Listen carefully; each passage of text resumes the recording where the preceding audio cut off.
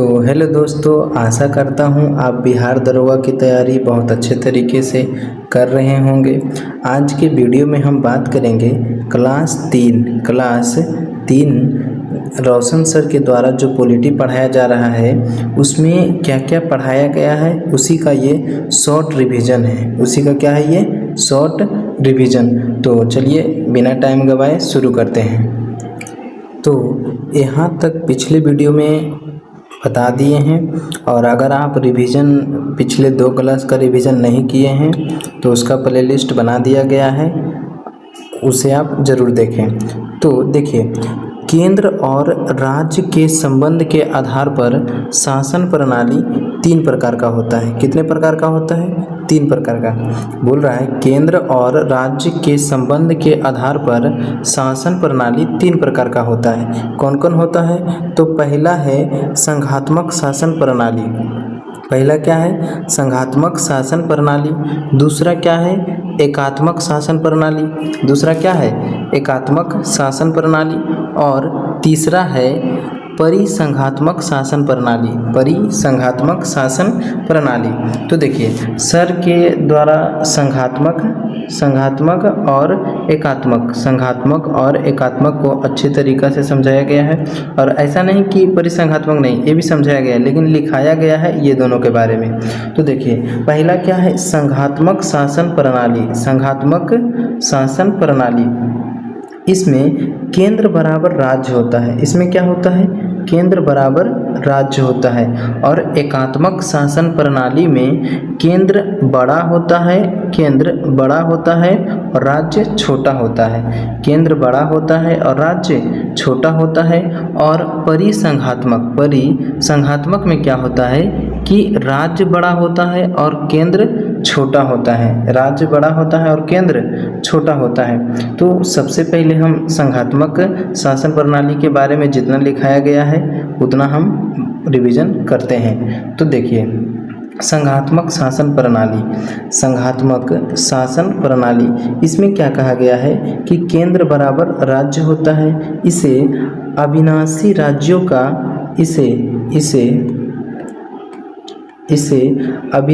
राज्यों का अविनाशी संगठन भी कहते हैं। इसे अविनाशी राज्यों का अविनाशी संगठन भी कहते हैं। और देखिए, इस शासन प्रणाली का सर्वोत्कृष्ट, क्या बोले?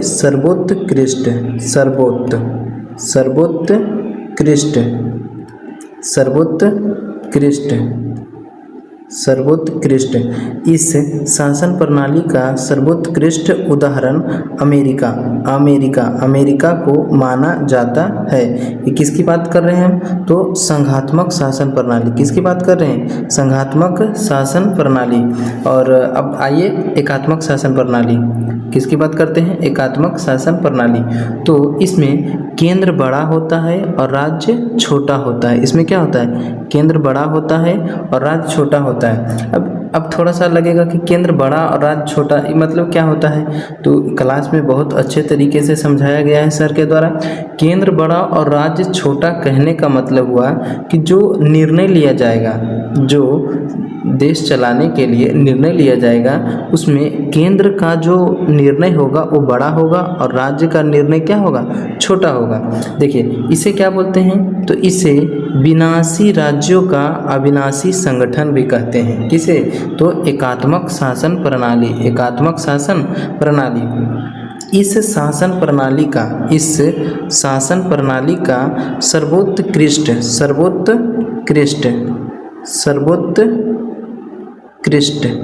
इस शासन प्रणाली का सर्वोत्कृष्ट उदाहरण ब्रिटेन को माना जाता है। किसे माना जाता है? तो ब्रिटेन को माना जाता है। किसे माना जाता है? ब्रिटेन को माना जाता है। अब देखिए, संघात्मक शासन प्रणाली और एकात्मक शासन प्रणाली में दोनों का गुण दिया गया है। दोनों का क्या दिया गया है? गुण। तो सबसे पहले हम संघात्मक शासन प्रणाली का गुण देखते हैं। तो देखिए, संघात्मक शासन प्रणाली, संघात्मक शासन प्रणाली में क्या कहा गया है कि इस प्रणाली में संविधान लिखित होता है। संघात्मक शासन प्रणाली में संविधान कैसा होता है, तो लिखित होता है। और एकात्मक में क्या होता है, तो इस शासन प्रणाली में संविधान लिखित भी हो सकता है या और लिखित नहीं भी हो सकता है। जैसे कि ब्रिटेन का संविधान अलिखित है। जैसे ब्रिटेन का संविधान क्या है, अलिखित है।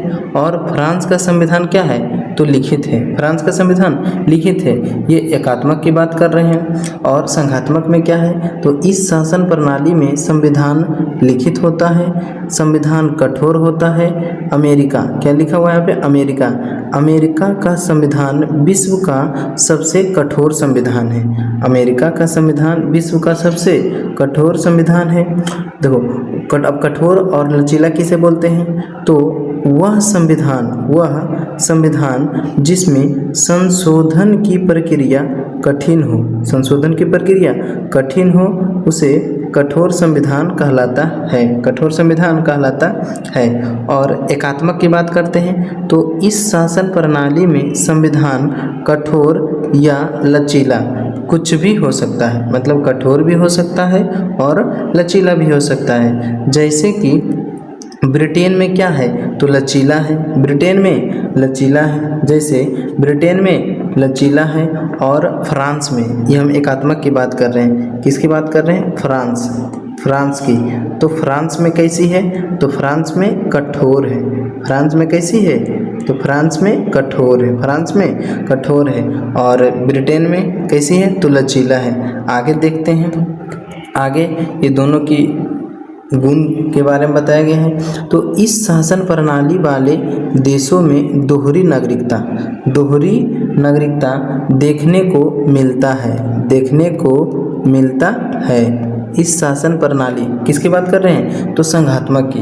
किसकी बातें कर रहे हैं, संघात्मक। तो संघात्मक में कैसे मिलती है नागरिकता, तो दोहरी नागरिकता देखने को मिलती है।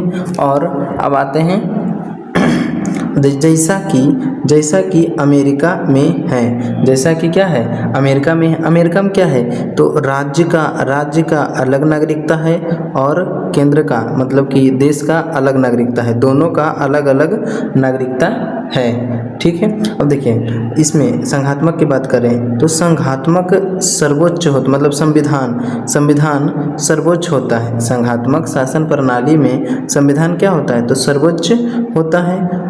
फिर संघात्मक की बात कर रहे हैं तो स्वतंत्र एवं निष्पक्ष न्यायपालिका होता है। संघात्मक में स्वतंत्र एवं निष्पक्ष न्यायपालिका होता है। अब एकात्मक की बात करते हैं तो वह संविधान जिसमें संशोधन की प्रक्रिया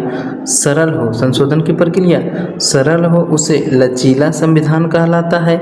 विश्व का सबसे लचीला संविधान ब्रिटेन का है। इससे पीछे देखे थे कि विश्व का सबसे कठोर संविधान किसका है, तो अमेरिका का है। किसका है, अमेरिका का। और विश्व का सबसे लचीला संविधान किसका है, तो ब्रिटेन का है। इस शासन प्रणाली वाले देशों में एकल नागरिकता, कैसा नागरिकता देखने को मिलता है, तो एकल नागरिकता देखने को मिलता है। एकल नागरिकता कैसे मिलता है, एकल नागरिकता देखने को मिलता है। जैसा कि ब्रिटेन में है। जैसा क्या है, ब्रिटेन में, मतलब ब्रिटेन में कैसी नागरिकता है, तो एकल नागरिकता है। और अमेरिका में कैसी नागरिकता है, तो दोहरी नागरिकता है। अब आगे देखते हैं। देखिए, यहाँ पे संघात्मक में क्या था कि संविधान सर्वोच्च होता था। और इसमें देखें, संविधान सर्वोच्च हो भी सकता है और नहीं भी हो सकता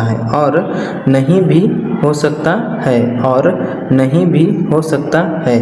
ठीक है। संघात्मक में क्या था कि स्वतंत्र एवं निष्पक्ष न्यायपालिका होता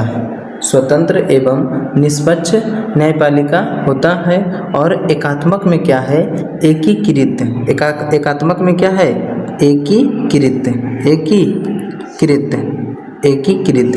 एकीकृत न्यायपालिका होती है। आगे देखते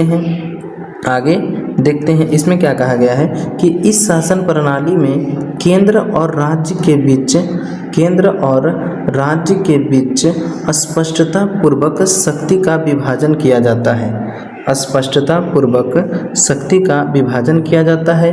देखिए इसमें क्या कहा गया है, एकात्मक में क्या कहा गया है कि इसमें शक्ति का विभाजन हो भी सकता है और नहीं भी हो सकता है। एकात्मक में शक्ति का विभाजन हो भी सकता है और नहीं भी हो सकता है। आगे देखते हैं, आगे कहा गया है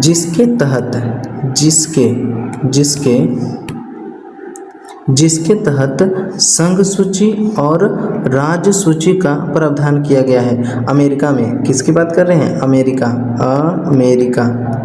अमेरिका और जो इस साइड जो जितना भी लिखा हुआ है ये किसका लिखा हुआ है, तो ये संघात्मक का है। किसका है, संघात्मक का किसका है, संघात्मक की बात हो रही है। देखिए अमेरिका में कैसी सूची है, तो संघ सूची है और राज्य सूची है, बस दो ही सूची है, संघ सूची और राज्य सूची। इसमें क्या कहा गया, इस शासन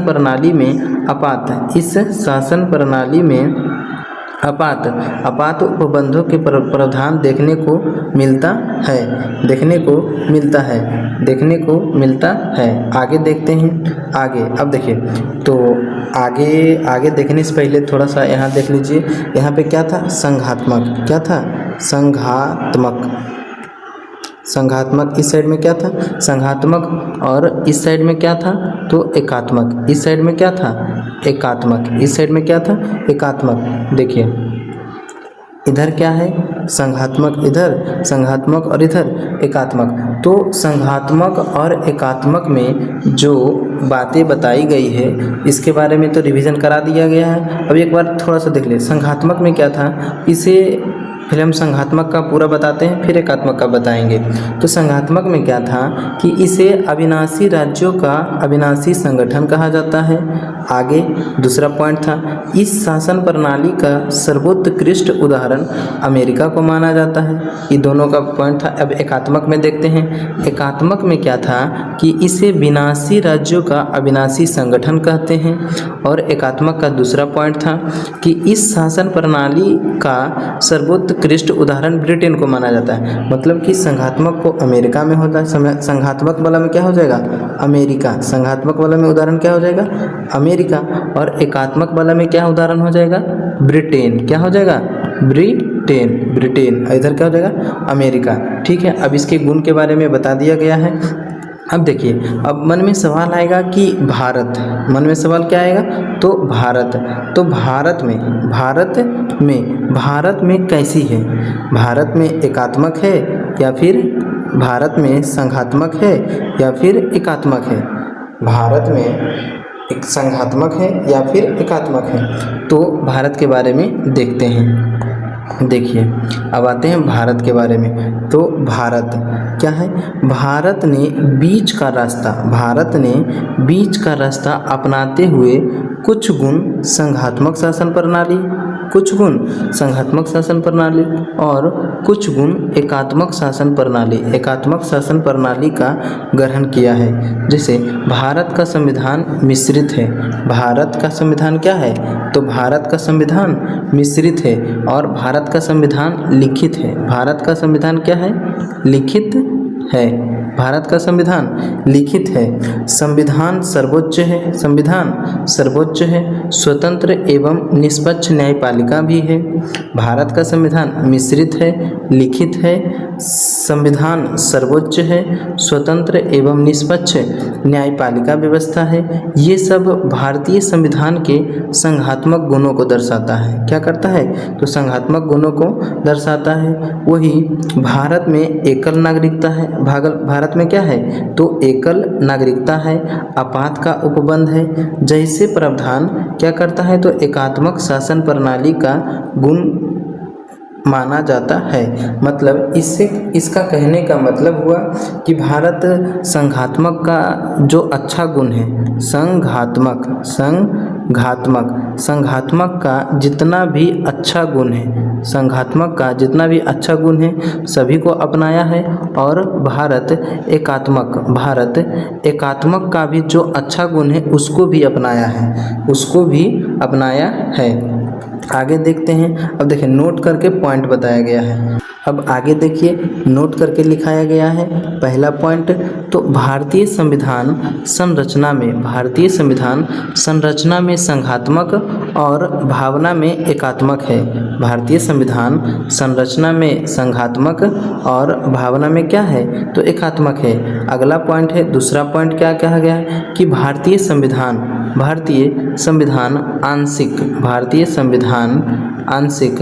आंशिक तौर पर कठोर और आंशिक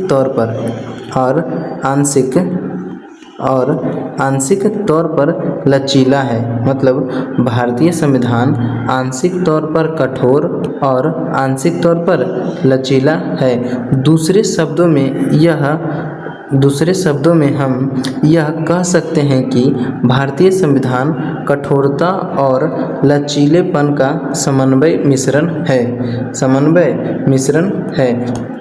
तीसरा पॉइंट में क्या बताया गया है कि विश्व का सबसे बड़ा लिखित